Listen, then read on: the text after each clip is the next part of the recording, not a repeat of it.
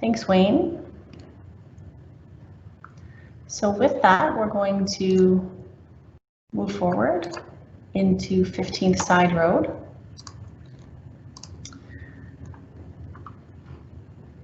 So as I mentioned, as we move through this, we will start with 15th Sideroad West. We'll take you through the deficiencies that were identified, the evaluation that was completed. We'll pause again for another checkpoint specific to 15th Sideroad, and then we'll move into do the same thing for 10th concession and 8th concession. So this slide has been prepared to illustrate the areas where deficiencies currently exist. So location A, which is represented by the red line, it covers the entire length of the road, and that's where there's currently deficient pavement structure. Section B, which is represented by the green line, it's predominantly located in the middle of that road segment with a smaller section near the west limit. That's where drainage issues and concerns have been identified. And the blue line, which is labeled as C, it represents deficient clear zone. And as you can see on 15th Sideroad West, it covers about the western 2/3 of the project length. And finally, the line in purple, which is labeled as D, it represents areas where there are poor sight lines.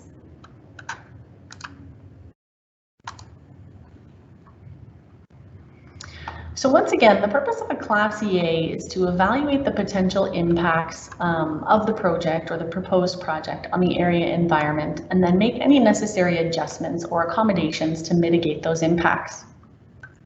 So to assist in the evaluation of the various alternative solutions that have been identified, the project team conducted additional site investigations to identify the existing environment that's out there. And for 15th Sideroad, these investigations concluded that there are no species at risk recorded in the study area, although there were 5 what we would call uncommon species of vegetation found. There was one drainage feature that was identified, but it was noted that it does not provide fish habitat or connect to any fish-bearing watercourses. There were no cultural or built heritage concerns, aside from a standard note that any work that is to occur outside of the current right-of-way should be assessed through the completion of a stage 2 archaeological assessment, and that's to confirm that there's no archaeological potential. Typically, any work that's completed within an existing right-of-way is considered fine because that would be previously disturbed. And also the stage 2 archaeological would typically happen after property acquisition and during the detailed design stage. With respect to groundwater, given the limited depth of excavation that we anticipate will be required for the project, we don't expect any potential impacts to area wells. As the road does fall within an area regulated by the Toronto Region Conservation Authority, or the TRCA, there will be a need to obtain permits through them. And then in addition, there are utilities located within the project area that have been identified as likely being impacted and would need to be relocated. With all of this information, the project team then evaluates each of the alternatives based on its potential impacts to the area environment. And it is important to note that while the area environment does include and does mean the natural environment, which tends to be what most people think when they hear the term environment, for the purposes of a Class EA, the area environment also includes the physical environment, how the alternative will satisfy the technical requirements and the purpose of the study. It also includes the socioeconomic and cultural environment. So we look at factors such as noise, aesthetics, property impacts, as well as of course, the financial component, looking both at the upfront capital costs, as well as ongoing maintenance costs. And the team typically uses matrices or tables. There are varying styles of evaluations, but in this case, the team has chosen symbols to visually show how each of the alternatives have been evaluated. So when we get to the evaluation matrices, where you see a red circle, it means that there's no anticipated impact to that specific category or criteria, meaning that it's neutral. And a green circle means, a smaller green circle means a negative impact, and the larger the circle gets, that means the more positive the impact. So when we look at the matrix that has been developed for 15 Sideroad West, you see the evaluation criteria listed on the left side, and then the impact of each of the alternatives represented using that visual symbol system that I was just speaking about. And then there are some comments or descriptions to the right. And as we scan through the criteria, you can see that alternative 4 would best address bringing the road up to meet the township design standards. It would allow us to meet the drainage criteria, so it receives the larger green circles compared with the other alternatives. Whereas with respect to property and utilities, both alternatives 3 and 4 would score lower because they would have more of an impact on those criteria, or more of a negative impact on those criteria. With regards to the natural environment, of course, alternative 1, which as you recall is do nothing, and alternative 2, which is really just a surface repair, those involve the least amount of work, and so least amount of work and least amount of disturbance. So they would score higher than alternatives 3 and 4. However, it's important to note that while 3 and 4 have a higher potential impact there are measures that we can incorporate and implement through the design process and through coordination and consultation with the Toronto Region Conservation Authority that would allow us to mitigate those impacts and allow either of those alternatives to proceed. In terms of the social environment, as you can see in the matrices, generally all the alternatives have similar impacts with respect to noise and archaeological and built heritage. Alternative 4 would score better from the traffic and property access perspective because it would provide the most improvement to sightlines and safety, and that would include those sightlines for vehicles sort of entering and exiting their driveways. In terms of cost, of course, again, alternatives 1 and 2 would score well on the initial sort of upfront costs, as they have, well, alternative 1 would have no cost at all, and alternative 2's cost would be minimal. However, the ongoing operations and maintenance costs associated with those 2 alternatives would be much higher, as the condition of the road will continue to worsen and the township will need to continually make repairs. And conversely, alternative 3 and 4 will have higher upfront costs, but will provide the township with a new road and minimal ongoing maintenance costs for the next number of years.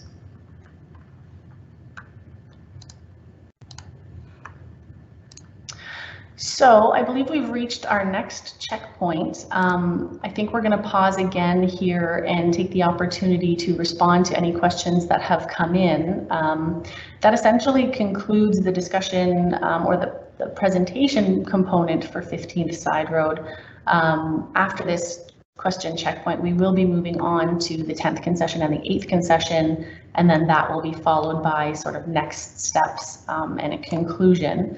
So at this point, I am going to pass it over to Wayne briefly. I'm not sure if we've actually had any additional questions come in, but I will let him speak to that. Thank you.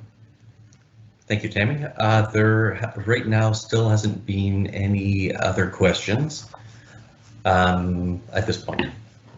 So we'll continue. Again, just to remind folks that you can easily post questions, and we will respond to your questions either today, or if we can't provide you one, we will absolutely respond at a later date.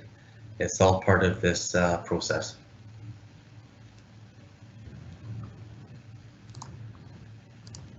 I guess, Tam, if you're ready to go, we can continue with the next segment if you're ready. Yeah, that's great. Okay, thanks, Wayne. And that's a good point. I will just point out again that if you are looking for how to submit a question, please refer to the top right corner of your screen, and there should be what appears to be a text box or chat box with a question mark, And you can click on that and there will be an option that pops up that says ask a question. Click on that and you can follow it from there. So moving on, we'll go into the 10th concession. So again, we'll start with the existing deficiencies that have been identified, and that's what this board is trying to depict.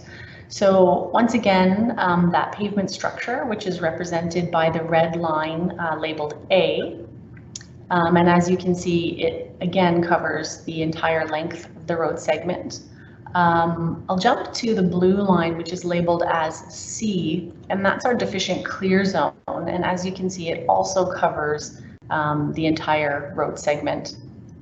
Lastly, the green line, which is labeled as B, it represents poor sight lines.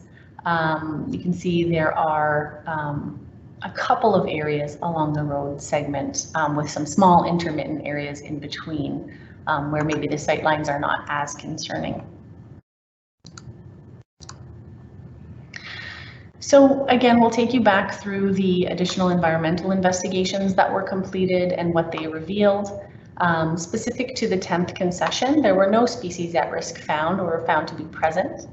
There were no drainage features identified, although there were some small intermittent streams that were located. And when we say intermittent, that essentially means that during the springtime or maybe during some larger rainfall events, you may see flow within those streams. However, in the summer months, the drier months, they would essentially dry up and there would not be a regular base flow. So that's what we mean by intermittent streams. Generally not supportive of fish or fish habitat. Similar to 15th Sideroad, it was identified that any work outside of the proposed, outside of the existing right-of-way would need to undergo a stage 2 archaeological assessment. And again, same as 15th Sideroad, given the limited depth of excavation or limited depth of work that will be required, we don't anticipate any impacts to local wells. There are some unevaluated wetlands or marsh areas that are located within the 10th concession study area. However, any impacts to these as a result of the proposed works are not anticipated. And as we mentioned earlier, permitting again will be required from the TRCA. So working with them as well as our environmental consultant on the project team, we would include any mitigation measures into the design that would be required. And then again, as with 15th Sideroad, we've identified that there would be potential impacts to utilities and possible utility relocations that would be required. So going through the evaluation matrix for 10th concession, again, alternatives 3 and 4 would provide the best opportunity to make improvements to those geometric elements that we had discussed, including improving the cross-section, the clear zone, the sight lines, but again, they would have the most impact on utilities. And then of course, there are again the impacts to property that would be associated with implementing alternative 4. With regards to the natural environment, again, you see that with alternatives at 1 and 2, because they involve minimal to no work, they would score higher. And the impacts associated with alternative 3 and 4 would score somewhat lower. But again, we do believe those impacts would be fairly minor and can be mitigated. So generally what you'll see as we go through these evaluation matrices is that all alternatives are fairly equal and consistent in terms of the social evaluation criteria, with the exception that obviously alternative 3 and 4 have the ability to improve the environment by improving safety for roadway users, providing higher levels of comfort for those individuals who are trying to get into and out of their driveways. And also, as you will see in terms of costs, again, it will be fairly consistent across all 3 road segments. You'll see that again, alternatives 1 and 2 will score better on those initial upfront costs and worse on the ongoing maintenance costs. And then conversely, 3 and 4, particularly alternative 4, would obviously be the most expensive in terms of upfront costs, but would provide reduced operations and maintenance costs. So again, I do want to note that these boards have been somewhat simplified in order to make this presentation a little bit easier to read, a little bit easier to follow. There is some additional detailed information that will be on the township website that you can refer to, including, I believe there are some drawings posted there. So please do refer to those, and especially if you feel that we've gone too quickly through some of these evaluation matrices, you will have an opportunity to go through them yourself in detail by going to the township website. So I'm just going to check in with Wayne to see if we've had any additional comments, maybe specific to 10th Sideroad, before we move on to the 8th concession. Okay, Tammy, thanks again. Yeah, a couple questions have been, or at least come to my attention. So sightlines on the 10th concession, there will be an improvement. So say, for example, in front of one of the properties, there might be an 80-meter that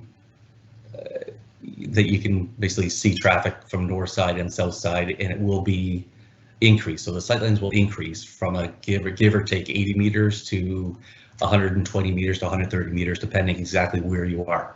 So sightlines will, it'll be better. Basically, the sightlines will be better once we finish the construction. Another question did come in, and I can share, when we do start the construction, it was related to the timelines and how long construction will take. So really the response is it's going to be very similar to what's taking place now with the 15th Sideroad East. So between 4 and 6 months, depending on how much whether there is or poor weather or working conditions, but ultimately between 4 and 6 months. As a corporation, we haven't determined if we're going to construct both segments at once, being the 10th and 15th. But again, that would be up to the contractor and how we write the contract. But each segment, give or take 4 to 6 months to complete.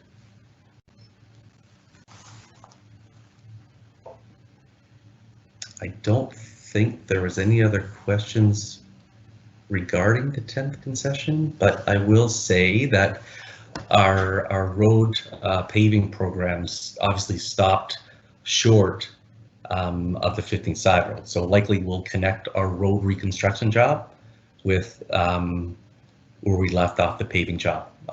Maybe 100 meters, 150 meters north of the 15th Sideroad.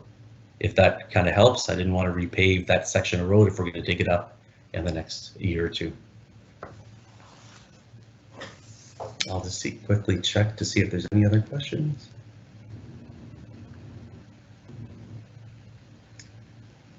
Not yet.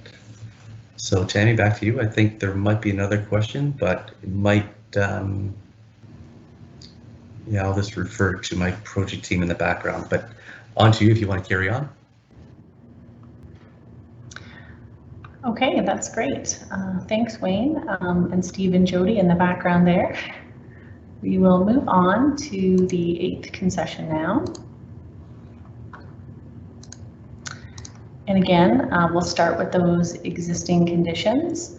For this road segment, again, maybe we can start with the blue line that's labeled C, and that's the deficient clear zone. As you can see, once again, it does essentially cover the entire length of the section of concession 8 that we're looking at. The poor sight lines, which is labeled in green as sort of line B, those are of concern. There are 2 larger crest curves within the study area, so that's what's depicted by those 2 line segments. And then drainage issues, which are depicted by the red line labeled A, and that's located closer to the northern limit of the road segment near 15th Sideroad. That's drainage issues that have been identified.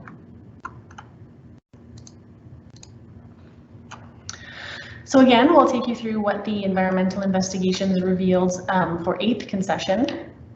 And it did note that there are some small wetland pockets and wetland communities or marsh communities that are part of the Black Duck Provincially Significant Wetland Complex that would be located within the study area.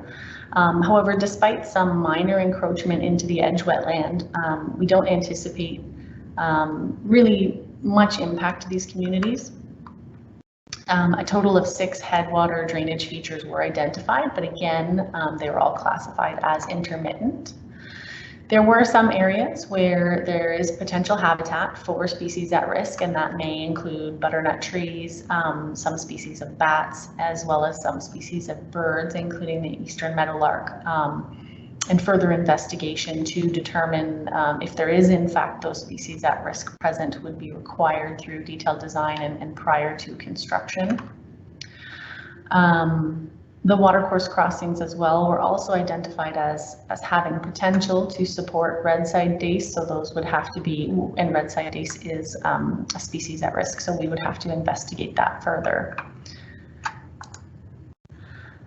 Consistent again with the other 2 road segments, potential impacts to utilities have been identified. Utility relocations may be required for a portion of the roadworks, and further archaeological study may be required if we do extend beyond the existing right-of-way. Once again, impacts to local wells are not anticipated, and of course there is that permitting requirement again through the TRCA. So taking you through the evaluation matrix for 8th concession, you'll again note that it is very similar to the other 2 segments. The trends are generally the same, with alternatives 3 and 4 providing that opportunity to address the physical deficiencies, with the cross-section elements improving safety, but then again scoring slightly lower on impacts to the natural environment, which really means that additional effort would be required during detailed design to mitigate those impacts, but certainly not representing any kind of deal breaker for those alternatives. In terms of the social and economic environments, again, alternative 4 providing that opportunity for the most improvement, but with that highest initial upfront capital costs, but also the opportunity for reduced operations and maintenance costs.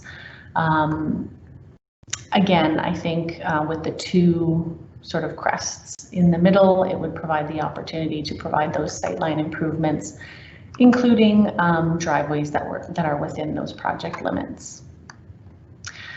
So that one was pretty quick, I think, because it's the 3rd time around, and I think because the evaluation is essentially consistent to the other 2 segments. But that does bring us to that checkpoint. I don't know if there's been any questions submitted specific to the 8th line, or if we do want to just keep moving. I don't know if Wayne, you want to weigh in on that. Okay, I think we are good to go. We'll keep moving. So really, we're almost done this presentation. Please be patient for a couple of more minutes, and we'll be through it. We do just want to take you through the next steps of the process. Essentially, after this PIC, there will be a couple-week comment period. And during that time, you're welcome to provide the project team with additional input, feedback, questions, comments for consideration. And once that comment period concludes, we essentially gather up all of the feedback that we have received. If it's identified that we need to go back and relook at anything, we'll do that, make any necessary adjustments to the evaluation if that's warranted. We'll confirm the preferred alternative solution that is recommended to be put forward for implementation. And at that time, a notice of study completion would then be published. And as with all Class EAs, Schedule B Class EAs, there would be a project file report. And it will document the process that has been undertaken, including detailed copies of all of the environmental investigations that have been completed. And that will be placed on the public record, and it will be made available for review for a period of 30 days. And so during that time, any interested stakeholders, whether that's review agencies or members of the public, can continue to submit any questions or feedback to the project team. And then at the end of that 30-day review period, hopefully having satisfied all the questions, comments, and feedback received, the EA can then be closed, and then the township would be able to move forward into finalizing a detailed design and implementation of the projects. So I believe at this time, and I think Wayne may have spoken to it earlier, subject to, of course, budget approvals, construction could commence as early as 2022. You know, before construction, there's certainly additional things that need to be completed, including the detailed design. We would need to secure any property acquisitions that would be required. And in doing so, any of the impacted property owners would be contacted by a representative for the township, securing those or entering into those negotiations for property acquisition. And then once property has been secured, if there's any additional, as I mentioned earlier, the stage 2 archaeological assessments that would need to happen, any utility relocations that would need to happen prior to the actual reconstruction of the road segments themselves.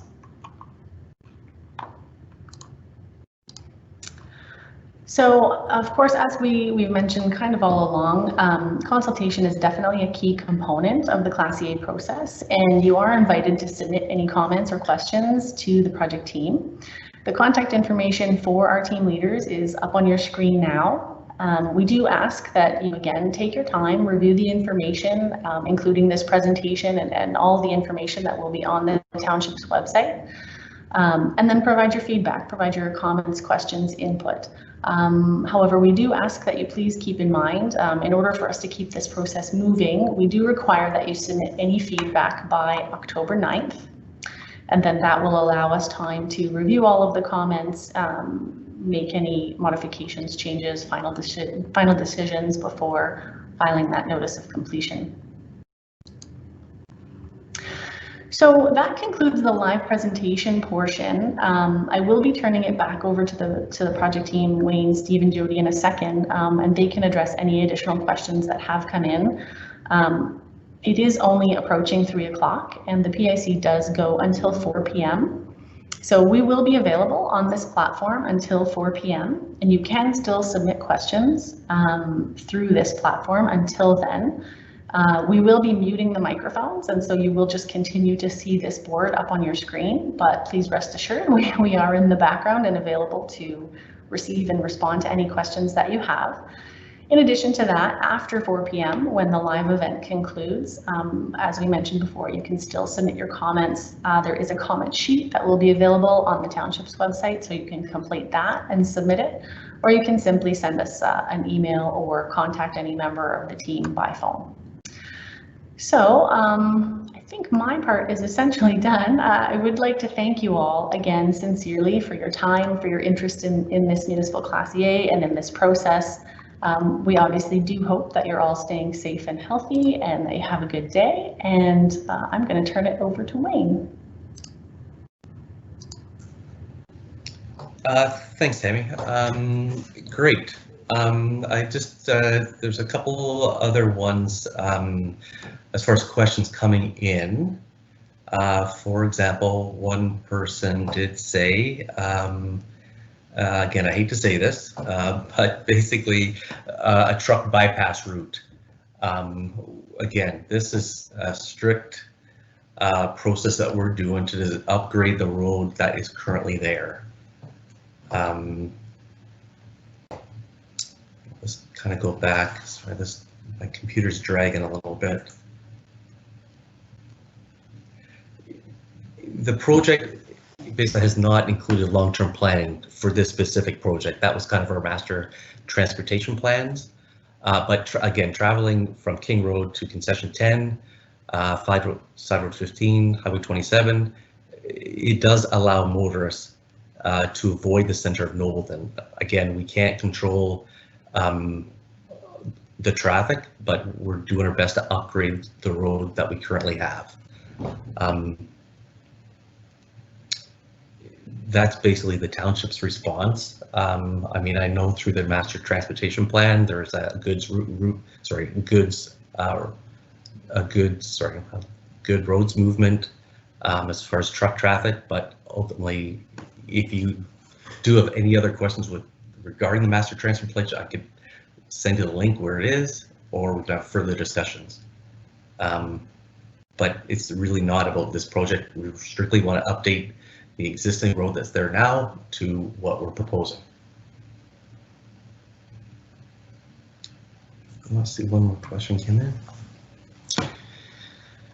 Okay, another person did say, and again, I did get this question on the other side of Highway 27, basically supplying natural gas and high-speed internet. That question came in. Right now, I can tell you that the utility companies are completely aware of our project. That would include Hydro, Bell, Rogers, and even ViaNet. All of the utility companies are completely aware of this project. I'm not sure what they will put in there and if it's a business case for them to use. But I can't answer if it will come. I'm hopeful that it will, but let's see what they come up with, and they are aware of the project. And Councillor Eek actually just said, hey, no questions, thanks for the presentation. So thank you, Avia, for that.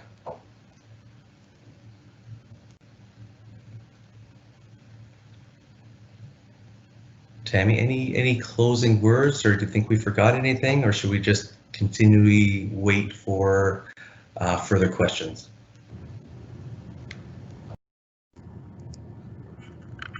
Sorry, Wayne, I think we're good. I suggest maybe what we do is we will leave the live presentation has ended board kind of on the screen.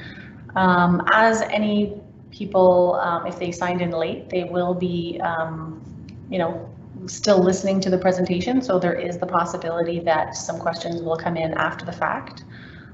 So I think maybe we can just go on mute and wait to see if any additional questions come in. Aside from that, again, I guess just thank everybody for their attendance and for their interest. Sorry, I have received some emails from the people that live along the 10th and the 15th, and I don't think I see all the questions. So again, if the presentation has ended, me or the part of the project team will respond to your questions. Just right now, there might be a technical glitch with this particular person, why we're not seeing his questions. But again, please feel free. You have until October 9th, I believe, to submit the questions. Thank you. Someone else just posted another question about speed control and increased, since we paved most of our roads there in King Township. Right now we are working on a traffic controls. I don't know how it would work in this rural cross section, but again, it is definitely an enforcement issue if YRP are informed of the paving and speeders out there. But again, that's all we can really do, this make sure that YRP is fully aware of the amount of traffic at high speeds out there.